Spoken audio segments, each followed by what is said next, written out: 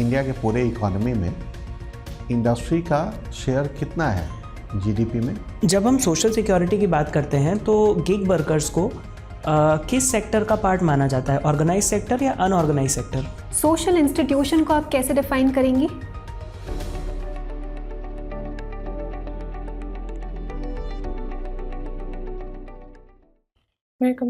Come in, please. Good evening, sir. Good evening, ma'am. Good evening. Please take your seat. Thank you, sir. So आप हिंदी में बात करेंगे? Yes, sir. ठीक है. So Hindi में आप अपना परिचय दीजिए बिना अपना नाम बताए.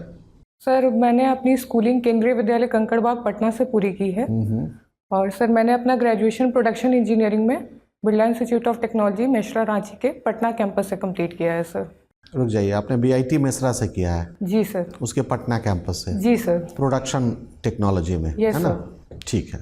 एंड सर उसके बाद से मैंने सिविल सर्विसेज की तैयारी शुरू की है एंड मैंने मास्टर्स के लिए इग्नू से मास्टर्स इन सोशियोलॉजी में एनरोल किया है। ठीक, और यही आपका ऑप्शनल भी है? जी सर।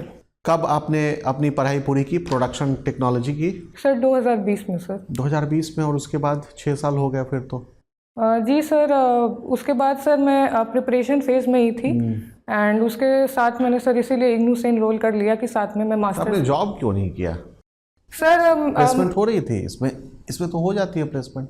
जी सर, प्लेसमेंट के चांसेस थे बट मैंने डेलिबरेटली सिविल सर्विसेज चूज़ किया। मुझे लगा मैं, क्योंकि कॉलेज भी हेक्टिक होता था काफ़ी और जॉब में आने के बाद मुझे लगा कि सर मैं दोनों चीज़ें साथ में बैलेंस नहीं कर पाऊंगी, पढ़ाई और इंजीनियरिंग। आपने बड़ी स्पेशलाइज्ड डिसिप्लिन में इंजीनियरिंग की जी, और उसके बाद भी हाईली स्किल्ड होके भी जी आप इंडिया के स्किल्ड वर्कफोर्स का पार्ट नहीं बनेंगी? सर कोशिश कर रही हूँ स्किल्ड वर्कफोर्स में सिविल सर्विसेज के थ्रू आने की। लेकिन सर मुझे लगता है मैं दोनों चीज़ें साथ में मैनेज नहीं कर पाती। ठीक है कि 9 to 5 की जॉब के बाद फिर आके पढ़ाई भी, तो मुझे अच्छा, क्या यही कारण तो नहीं है कि बिहार में इंडस्ट्रियलाइजेशन नहीं हो पा रहा है या इंडस्ट्री का कल्चर ही नहीं है? क्योंकि बच्चे पढ़ाई तो करते हैं, देश के सारे इंजीनियरिंग कॉलेज में बिहार के बच्चे मिलेंगे, कोर ब्रांच में हैं, प्रोडक्शन में है, मैकेनिकल में है, लेकिन वो नौकरी के लिए फिर से सिविल सर्विसेज में ही जाते हैं। सो बिहार का इंडस्ट्रियलाइजेशन कैसे होगा फिर? सर ऐसा नहीं है कि सिंस इंजीनियर्स कुछ इस फील्ड में आ रहे हैं इस वजह से इंडस्ट्रियलाइजेशन रुक रही है। वो सर एक मेजर पॉलिसी इशू भी है कि उसके लिए और भी बहुत सारे फैक्टर्स ज़रूरी होते हैं इंडस्ट्रियलाइजेशन के लिए। सिर्फ स्किल्ड वर्कफोर्स होना, और स्पेशली अगर मैं अपने डोमेन की बात करूं, प्रोडक्शन इंजीनियर्स ज़्यादा अगर ग्रेजुएशन कर रहे हैं, स्टिल अगर इंडस्ट्रियलाइजेशन नहीं है बिहार में तो उनको जॉब नहीं मिलेगी। तो उनको या तो माइग्रेट करके दूसरे स्टेट्स में जॉब लेनी होगी जो इंडस्ट्रियलाइज्ड हैं, या फिर सर उनको किसी दूसरे करियर ऑप्शन में आना होगा, इधर कंप्यूटर स्किल्स सीख के IT सेक्टर में। ठीक है। इंडिया के पूरे इकोनॉमी में इंडस्ट्री का शेयर कितना है जीडीपी में? सर अराउंड 20% है। और ज़्यादा बढ़िए? 27-28% ओके इंडस्ट्री का share. And with in industry manufacturing का शेयर कितना है? सर मैं एग्जैक्टली रिकॉल नहीं कर पा रही हूँ फिगर। अनुमान लगा सकते हैं कितना होगा मैन्युफैक्चरिंग का? सर अप्रॉक्स 10% के अराउंड। It's just 15%। ठीक। सर्विसेज का कितना है? Sir around 56%। तो सर्विसेज का ज़्यादा है, मैन्युफैक्चरिंग का बहुत ही कम है। इससे क्या इकोनॉमी पर कुछ एडवर्स इफेक्ट भी पड़ेगा क्या? कई सारे स्कॉलर्स मानते हैं कि ये इकोनॉमी के लिए अच्छा नहीं है, मैन्युफैक्चरिंग थोड़ी सी और होनी चाहिए, ये सर्विसेज को हेल्प ही करेगी। तो क्या लगता है कि इकोनॉमी के लिए अच्छी तस्वीर बन रही है सर्विसेज बेस्ड इकोनॉमी पर इतनी ओवर रिलायंस होना? सर मुझे लगता है कि मैन्युफैक्चरिंग सेक्टर को हमें स्ट्रेंथन करना चाहिए। सर्विसेज सेक्टर है बट जनरली डिफरेंट कंट्रीज़ की जो इकोनॉमीज़ ने प्रोग्रेस किया है तो उन्होंने पहले प्राइमरी के बाद सेकेंडरी को स्ट्रेंथन करने के बाद सर टर्शियरी में जंप किया है। बट इंडिया का ट्रेजेक्ट्री ऐसा है कि हम सर्विस सेक्टर हमारी ज़्यादा मजबूत है और मैन्युफैक्चरिंग नहीं है। तो सर हमारे इंजीनियर्स चले गए किस में? सर्विस सेक्टर में, सिविल सर्विसेज में जाते हैं वो। जी सर, ये भी एक कारण हो सकता है। नॉट सो मच सर, हमारा मैन्युफैक्चरिंग बेस उतना डेवलप नहीं है। जैसे कि मेक इन इंडिया स्कीम भी जो माननीय प्रधानमंत्री जी ने शुरू की है, तो बेस को डेवलप करने की जिम्मेदारी किसकी है? इन्हीं स्किल्ड वर्कफोर्स की है ना। यूएस में मानते हैं कि गैरेज में से डेल जैसी HP जैसी कंपनी शुरू हो जाती है, नहीं? तो इंडिया में तो ऐसा नहीं हो रहा है। हमारे तो गैरेज में जो प्रोडक्शन इंजीनियर हैं वो फिर सर्विसेज की कुछ इंडस्ट्री शुरू कर देते हैं, मैन्युफैक्चरिंग तो करते नहीं। सर उसके लिए इकोसिस्टम भी तो होना चाहिए। जैसे स्टार्टअप का इकोसिस्टम अभी स्ट्रेंथन हुआ है, बट जब इंडस्ट्रीज ही नहीं है तो प्रोडक्शन इंजीनियर्स को जॉब कहाँ मिल पाएगी सर? ठीक है, थैंक यू। क्विक कॉमर्स से क्या समझती हैं आप? जी सर। क्विक कॉमर्स सर मैं गेस कर सकती हूँ क्विक कॉमर्स। करिए। It should be an educated guess at least. Sir e commerce की जो सर्विसेज हैं जो 5 to 10 मिनट्स में डिलीवर कर रही हैं। Right, absolutely fine. So popular platforms है, ब्लिंकिट, जेप्टो, ये सारी चीज़ें हैं। Yes sir. तो मुझे बताइए कि पिछले कुछ सालों में स्पेशली पोस्ट कोविड इनकी जो तादाद है और इनका जो नेटवर्क है वो बहुत तेज़ी से बढ़ा है। तो ये ट्रेंड आपको ठीक लगता है? सर इसके प्रोज और कॉन्स दोनों हैं। सबसे मेजर कॉन जो भी है वही है कि गिग वर्कर्स इसमें बहुत एक्सप्लॉइट हो रहे हैं, डेथ हो जा रही है, उनकी एक्सीडेंट हो जा रही है जस्ट बिकॉज जो प्रॉम्प्ट हमने सिस्टम में डाल दिया है कि आपको 10 मिनट्स के अंदर डिलीवर करना है।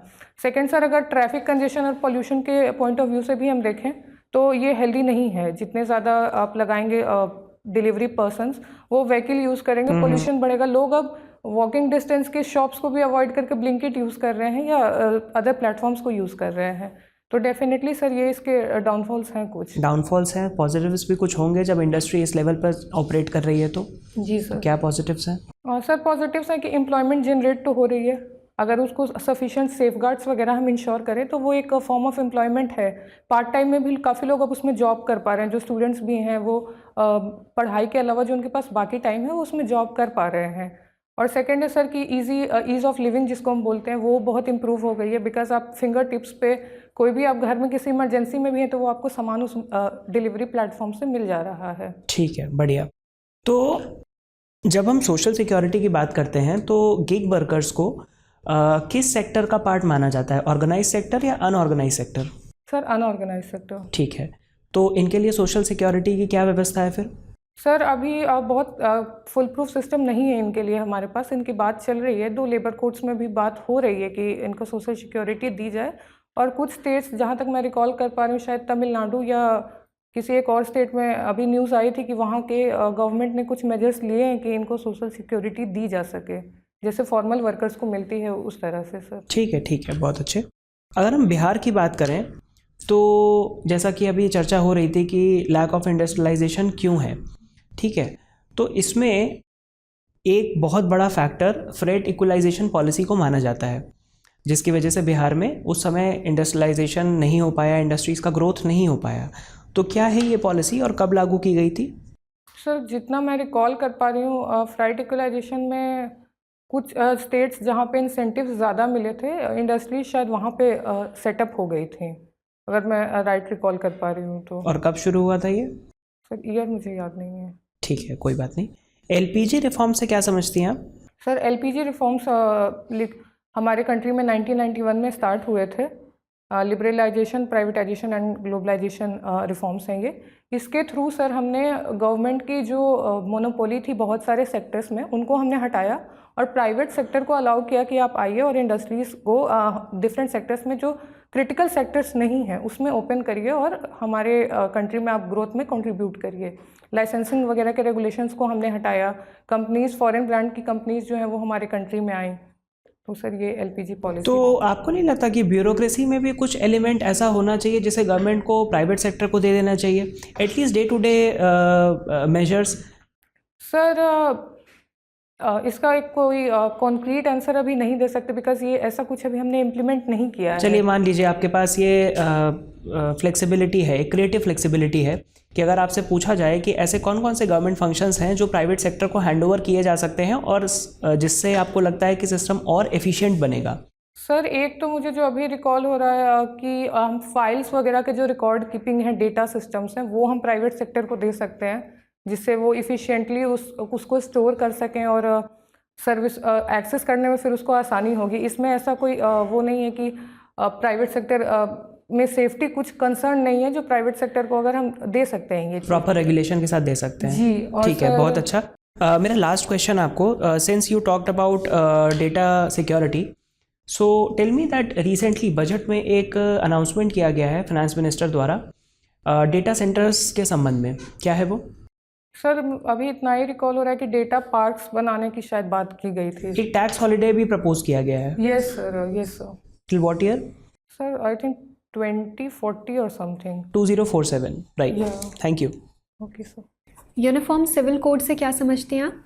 मैम यूनिफॉर्म सिविल कोड एक पॉलिसी है जिसके तहत जो भी रिलीजियस एक्सेट्रा इश्यूज़ हैं पूरे कंट्री में, उनमें हम समान लॉज चाहते हैं पूरे इंडिया में, इरिस्पेक्टिव ऑफ रिलीजन या एनी अदर फैक्टर। वो सबके लिए वो लॉज सेम होने चाहिए। जैसे वुमेन से रिलेटेड लॉज हो गए या प्रॉपर्टी इनहेरिटेंस के लॉ हो गए, वो सारे सेम होने चाहिए सर। सिविल लॉज मतलब सारे के सारे सेम होने चाहिए। किस आर्टिकल में इसका मेंशन किया जाता है? Ma'am article 44 of DPSP, directive principles of state. किसी स्टेट ने इसे इम्प्लीमेंट कर दिया है? Yes ma'am, Himachal Pradesh. Himachal? Yes ma'am. Uttarakhand? Yes sorry ma'am, Uttarakhand. Uttarakhand ने किया है। क्या लगता है आपको कि इसे इम्प्लीमेंट करना चाहिए या इससे कल्चरल माइनॉरिटी के राइट्स को कुछ डेंजर भी हो सकता है? मैम अगर हम वल्नरेबल सेक्शंस की बात करें तो इसको इम्प्लीमेंट किया जाना चाहिए। जैसे विमेन रिलेटेड जो राइट्स हैं, जैसे ट्रिपल तलाक वगैरह का इशू हो गया, तो उन केसेस में डेफिनेटली वुमेन को इससे बेनिफिट होगा। कि तो फिर अभी तक इसका इम्प्लीमेंटेशन क्यों नहीं हो पाया? क्यों देश भर में इसे एक्सेप्ट करने में इतनी दिक्कत है?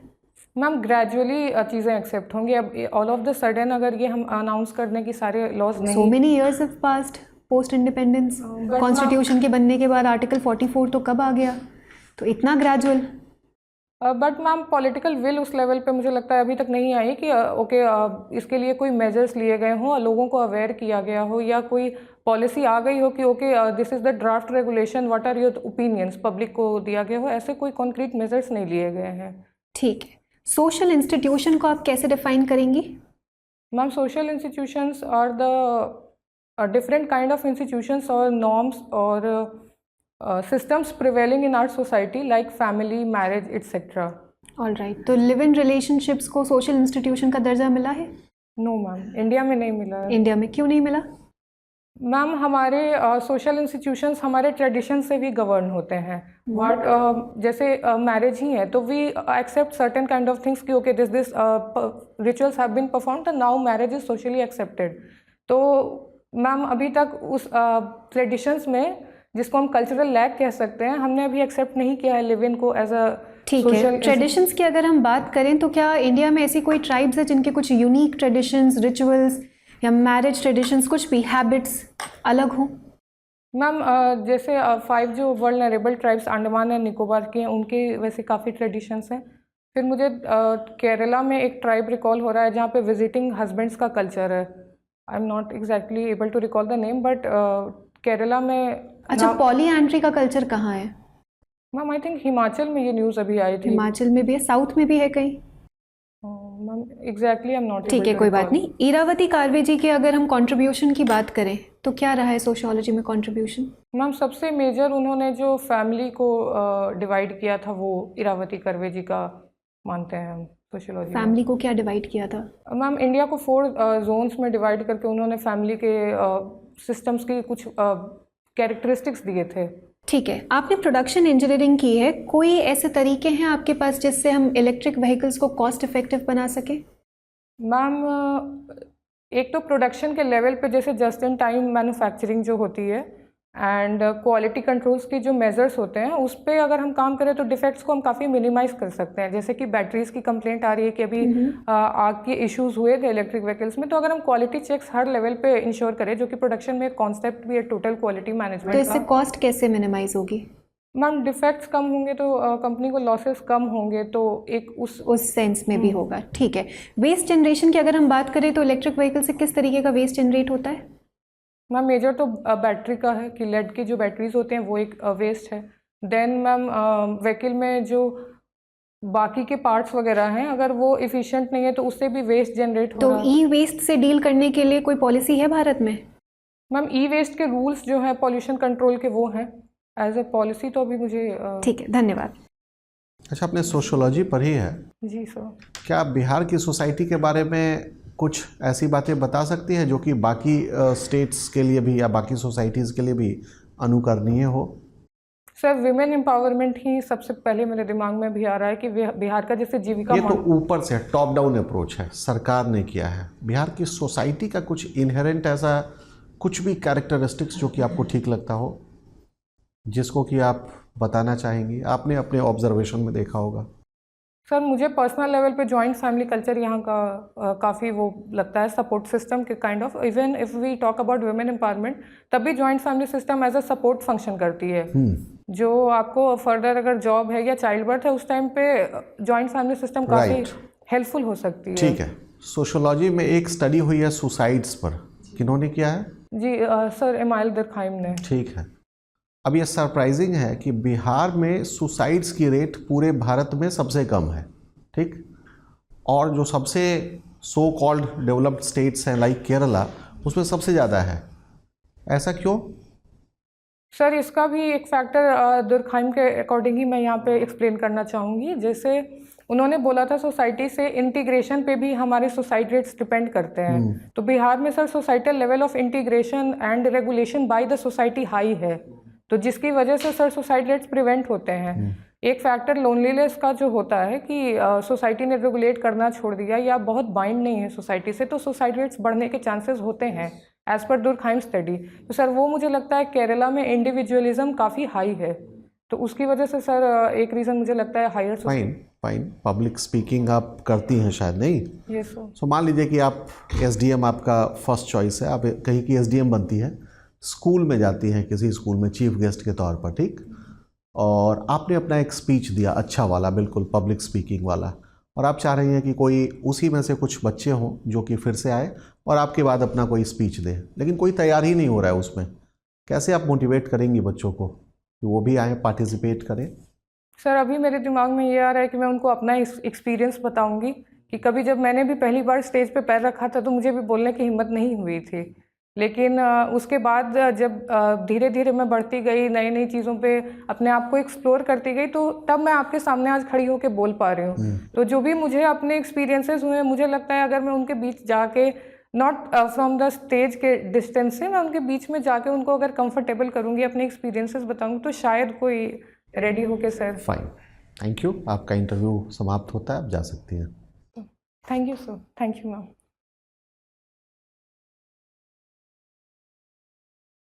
बैठिए बैठिए। So what is your self assessment about your performance? Sir, I should read more on some factual aspects. Like the figures of GDP and that budget thing which sir asked, and the figures of manufacturing sector, etc. Definitely, क्योंकि आप उसके engineer हैं, 4 साल तक आपने उसकी पढ़ाई की है, ठीक। सो देखना चाहेंगे कि उसमें आपकी इंटरेस्ट है या नहीं है, या इंटरेस्ट है या नहीं है। अगर आप प्रशासन में कल को आ जाएं तो जो 4 साल की पढ़ाई हुई है, क्या वो आके कॉम्प्लीमेंट करेगी या नहीं, ठीक। तो उसके लिए ज़रूरी है कि उस पर आपकी नज़र होनी चाहिए, उसमें आपका इंटरेस्ट बरकरार रहना चाहिए। जॉब मिला या ना मिला, that is a different thing, लेकिन उसमें आपकी इंटरेस्ट है या नहीं, वही वो चेक करते हैं, ठीक। तो आप देख लेंगे। Yes sir. और सर अभी तो इतना ही एसेस किया है। इतना ही है, बाकी सभी कुछ एकदम ठीक था? सर ठीक तो नहीं, मुझे लगता है और प्रैक्टिस की ज़रूरत है मुझे अभी। अब कितना आप प्रैक्टिस करेंगी? अच्छा, 24 मार्च को है। जी ठीक सर, है, तो उसके पहले यूपी पीसीएस का भी इंटरव्यू है मेरा। पहले आ गया? 14 मार्च को है सर। बढ़िया, तो दीजिए, एकदम देते रहिए, ये तो अच्छी बात है। This is problem of plenty, good problem है ये। नो सर, प्रैक्टिस हो जाएगी एक। हाँ, बट यहाँ पे सर ऐसा कुछ ऑनलाइन ही, वहाँ के लिए तो मुझे ऑनलाइन ही मॉक्स लेने होंगे। पटना में तो ऐसा कुछ अवेलेबल नहीं हो पा रहा। तो पटना के बगल में शायद प्रयागराज में हो जाए। हाँ, प्रयागराज में है सर ऑप्शन। तो ट्राई कर लीजिएगा, एक दिन का काम है। ठीक है, अब देखिए, हमारा असेसमेंट ये है कि you are a wonderful candidate, ठीक। Thank you sir. एक ही केवल है बस किरकिरी, आपकी दुखती रग, क्या है वो? क्या सर? प्रोडक्शन इंजीनियरिंग करके 5 साल जो आपने जॉब नहीं की, और उसका जस्टिफिकेशन जो है वो बहुत वीक जैसा है कि यहाँ जॉब नहीं है इसलिए मैंने कुछ किया नहीं। सर मैंने सिविल सर्विसेज की प्रिपरेशन की थी, उसमें सीएससी की। क्या की? सीएससी की प्रिपरेशन सर मैं उस समय कर रही थी, और सिविल सर्विसेज यूपीएससी की।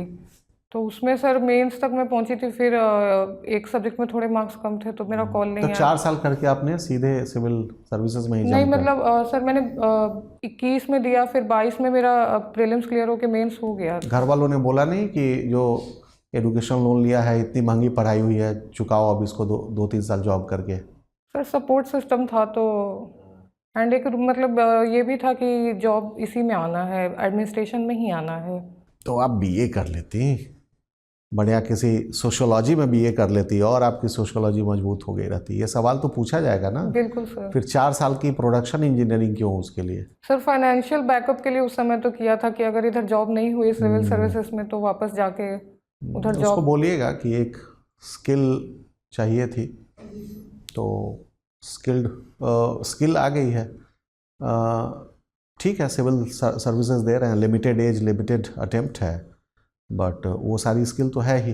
कभी अगर मौका मिला तो जाएंगे इंडस्ट्री में वापस। सर फिर गैप ईयर्स पे क्या बोलूँगी? क्या गैप ईयर्स के लिए वहाँ पे क्या बोलूँगी? गैप ईयर्स के लिए बोलिए कि सिविल सर्विसेज का अटेम्प्ट लिया। सबको पता है कि ये लूप बड़ा विशियस लूप है, ये चलता ही रहता है, इससे निकलना मुश्किल है और मेरे तब तक जब तक कि एज या अटेम्प्ट न खत्म हो जाए। मेरे हेल्थ इश्यूज भी सर कुछ हो गए थे उस समय काफ़ी सीवियर, तो थोड़ा टाइम उसमें भी चला गया। उसमें लगता है, बिल्कुल वो हमेशा आपको लगता रहेगा कि इस बार हो ही जाएगा, और इसके चक्कर में 4-5 साल बीत जाते हैं। बिल्कुल सर। तो ये सच्चाई है, ये बोर्ड को भी पता है। एंड सर मैं हेल्थ वाला फैक्टर इसलिए नहीं लाना चाह रही हूँ क्योंकि फिर वो लगेगा कि जानबूझ के प्रिटेंड कर रहे हैं। हाँ, बट कुछ नहीं, इश्यूज। जेन्युइन है तो आप ला सकती हैं, क्या दिक्कत है? ओके। जेन्युइन इशू है तो ला सकती हैं, उसको बहुत ड्रामेटिक करके नहीं, बट जस्ट पासिंग रिमार्क्स में उसको आप मेंशन करते हुए निकल जाइए। ठीक, जो चीज़ें जेन्युइन है अगर बोलेंगी तो बोर्ड उसको मान लेगा, समझ लेगा, वो आपके बोलने के तरीके से उनको लग जाएगा कि हाँ ठीक है ऐसा हुआ होगा। केवल वही एक है जिसमें कि जस्टिफिकेशन थोड़ा वीक लगा, बाकी तो सभी कुछ मतलब बढ़िया था। और कुछ तो आपने वीक पॉइंट्स आइडेंटिफाई किए कि आपके पास वो सारे डेटा होने चाहिए। हाँ सर। ठीक, प्रोडक्शन इंजीनियर हैं, सो इंडियन इकोनॉमी में इंडस्ट्री का शेयर, बिहार की इकोनॉमी में इंडस्ट्री का शेयर, तो विद इन इंडस्ट्री मैन्युफैक्चरिंग का शेयर, क्योंकि इंडस्ट्री में बहुत सारी चीज़ें हैं। आप जीडीपी का ब्रेकअप जाके देखिएगा, इंडस्ट्री के ब्रैकेट में 4 चीज़ें हैं और उसमें एक ही आती है मैन्युफैक्चरिंग। Yes sir. तो बिहार की इकोनॉमी में भी करीब करीब वही शेयर है, 27% है। मैन्युफैक्चरिंग कम ही है, 12-13%। ठीक, सो वो सब आप देख लेंगे। ठीक, कुछ जो मैन्युफैक्चरिंग को लेके इनिशिएटिव इंडिया के लेवल में, मेक इन इंडिया, PLI, ये सभी इंडस्ट्रियल कॉरिडोर्स, और फिर कुछ बिहार के लेवल में बिहार की जो इंडस्ट्रियल पॉलिसी है, बियाडा है, कुछ इंटीग्रेटेड मैन्युफैक्चरिंग क्लस्टर्स बन रहे हैं, कुछ SEZ बन रहे हैं, वो सब देख लेंगे। ठीक, प्रोडक्शन इंजीनियरिंग के कुछ बहुत ही बेसिक वाले जो कॉन्सेप्ट है वो आपसे पूछा जा सकता है। ठीक, तो वो सब थोड़ा बहुत देख लीजिएगा। लीन मैन्युफैक्चरिंग क्या होता यस है, सर। Agile manufacturing. क्वालिटी में थोड़ा बहुत पूछ सकते हैं, 6 सिग्मा क्या है या कुछ। ठीक, टोटल क्वालिटी मैनेजमेंट क्या है, ये Yes, सभी sir. कुछ तो ये आप देख मेरा लेंगे। प्रोजेक्ट भी सब उसी पे था। बताइए। टोटल क्वालिटी तब तो मैनेजमेंट। आपको पूरा बताना चाहिए ये सब, हाँ। बताइएगा। ठीक, अब आप आ जाइए सोशियोलॉजी, तो वो लग रहा है कि आपका ठीक है। Yes sir. UPSC के लेवल की पढ़ाई आपने की है तो आप कर लोगे उसको। पब्लिक स्पीकर तो आप लगी, you are a public speaker. ठीक, थैंक यू सर। बढ़िया लगा, मतलब वाइब्स हैं वो। तो बाकी सारी चीज़ें ठीक है। अब आपको करना क्या है कि इंडस्ट्री वाली आपको अपनी किलेबंदी ठीक से करनी है, प्रोडक्शन इंजीनियर और इंडस्ट्रियलाइजेशन। ठीक, या share of industry in economy, उसको आप अच्छे से कर लेंगे। ठीक, और बाकी की सभी कुछ उसको लेके अगर बजट में कुछ प्रावधान है, रोज़ कुछ ना कुछ अनाउंसमेंट हो ही रहा है। बिहार ठीक? में बहुत ज़्यादा बिहार में इस बार इंडस्ट्री को लेकर सरकार काफ़ी सक्रिय है। कौन है मिनिस्टर इंडस्ट्री के अभी, किनके कंधों पर गई है ये जिम्मेदारी? सर नाम याद नहीं आ रहा देख है, लीजिएगा। हाँ, बट उसका 7 निश्चय कभी आया है। Yes sir. सो यही है। बाकी आपको कुछ पूछना हो तो? सर जैसे मास्टर्स सोशियोलॉजी में है तो वो मेंशन करना है ना यूपी में भी अगर इंटरव्यू हुआ तो? करना है, नहीं तो गैप कैसे दिखाएंगी आप इतना? क्या बोलेंगे कि प्रोडक्शन इंजीनियर और उसके बाद यही सब चल रहा है? बता दीजिए कि है, तब वो लिंक भी तो बन रहा है ना, आपकी ऑप्शनल भी तो है सोशियोलॉजी, तो वो बताएगा कि सोशियोलॉजी को लेके आप वाकई में सीरियस हैं। सोशियोलॉजी आपके लिए केवल 40 मार्क्स के ऑप्शनल जैसा नहीं है, उसमें आप सीरियस परस्यू कर रही है। और सर एक मेरी हॉबी कथक डांस भी है, तो मैंने उसको अभी अवॉइड किया है, तो वो बतानी चाहिए या उससे बहुत ज़्यादा क्वेश्चंस जनरेट होंगे? 2 रखिए मैक्सिमम हॉबी। हाँ। वैसे स्टेज एंकरिंग और पब्लिक स्पीकिंग एक ही लग रही है दोनों मिला के, अच्छा। दोनों बहुत ही सिमिलर हैं। ये सर। सो पब्लिक स्पीकिंग और कथक अगर आप रखेंगी सो फिर कथक के बहाने कथक को लेके जो टर्म्स हैं, ठीक, चूँकि कथक एक क्लासिकल डांस है तो इंडिया के और भी क्लासिकल डांस की थोड़ी जानकारी, क्लासिकल डांस को लेके अलग अलग मुद्राएं हैं उसकी जानकारी, कुछ इम्पॉर्टेंट कथक डांसर्स, ठीक, कुछ अब ये सारे डांस ओरिजिनेट कहाँ से हो रहे हैं, नाट्यशास्त्र, भरत मुनि, नौ रस, तो थोड़ा 1 पेज का रीडिंग है, उतना कर लीजिए आप। बिहार में अगर कुछ क्लासिकल डांस फॉर्म है, हालांकि नहीं है, क्लासिकल तो यहाँ से क्लासिकल नहीं है, लेकिन कुछ लोक नृत्य है, है, ठीक, और एक के लिए तो इस बार पद्मश्री भी मिला है, पता है आपको? सर ये याद नहीं, न्यूज़ में आया था तो मैंने पढ़ा था, आई थिंक किसी मेल मेंबर को शायद। मेल मेंबर को ही मिला है, विश्व बंधु है। Yes sir, yes sir. और किस डांस के लिए मिला है? सर विदेशी। नहीं, डोमकच के लिए मिला है, ओके। ठीक, विदेशिया के लिए वो दूसरे हैं, भरत सिंह भारती हैं वो, ठीक। तो ये सब देखिए, अब एक चीज़ मेंशन करेंगे तो कितनी तैयारी करनी पड़ेगी, कम से कम 2 पेज का मटेरियल, बट 24 मार्च को आपका इंटरव्यू है तो आप तो कर सकती हैं ना सर। 14 वाला भी है उसके पहले तो। अरे 14 से 24 बहुत टाइम है आपके पास, 10 दिन है, इसको पढ़ने में आपको केवल लगेंगे 2 से 3 घंटे। अच्छा। मेरे ख्याल से रख सकती हैं, अच्छा लगेगा। जितना डाइवर्स प्रोफाइल है उतना ही बोर्ड को इंटरैक्ट करने के और पॉइंट्स मिलते हैं, ठीक। सो बोर्ड उसके लिए आपको अवार्ड करेगा अगर आप सही से उसका जवाब दे तो। ठीक है सर, उसको मैं ट्राई करती हूँ, पढ़ के देखती हूँ कितना रेडी हो पाता है वो, क्योंकि सर उससे फिर मतलब एक क्लासिकल का पूरा एरिया खुल जाता है, क्लासिकल सिंगिंग, राग, ताल। लेकिन इजी एरिया है वो एरिया सब मिला के 3 या 4 पेजेस की स्टडी मटेरियल बनेगी, जिसको किया जा सकता है, और आपने किया होगा। हाँ। आर्ट एंड कल्चर जब आपने पढ़ा होगा तो आपने किया होगा सब कुछ, ठीक, वही तो है, थोड़ा सा उसमें ऐड करना है बिहार स्पेसिफिक। और इसका एग्जाम भी मैंने दिया था जब मैं कथक सीख रही थी। हाँ। तो वो भी मटेरियल है उसका। एंड सर ड्रेस के लिए सर मैडम आप कंफर्टेबल है ना इसमें? हाँ, यही वाला पहनने वाली है मैम। रखा तो है अभी, बट मैं सोच रही हूँ कुछ लाइट शेड में। और ऐसा नहीं है, आप दोनों ऑप्शन से आप कुछ भी। दूसरा किस कलर का है? मैंने क्रीम कलर ऐसे सोचा है। ये ज़्यादा सही लग रहा है। आपको मन करेगा वो पहनने का भी तो आप दूसरे वाले इंटरव्यू में आप वो पहन लीजिएगा, बट ऐसे कोई खास फर्क नहीं पड़ता, ये आप पे सूट भी कर रहा है। मैम ये डार्क नहीं लग रहा है? नहीं, ये आप पे सूट कर रहा है। ओके, कोई इशू नहीं है। ठीक है, ओके सर। चलिए फिर, all the best. Thank you so much sir. Thank you sir. Thank you ma'am. अब एग्जाम की तैयारी को और बेहतर करने के लिए हमारे चैनल को लाइक, शेयर और सब्सक्राइब करना ना भूलें।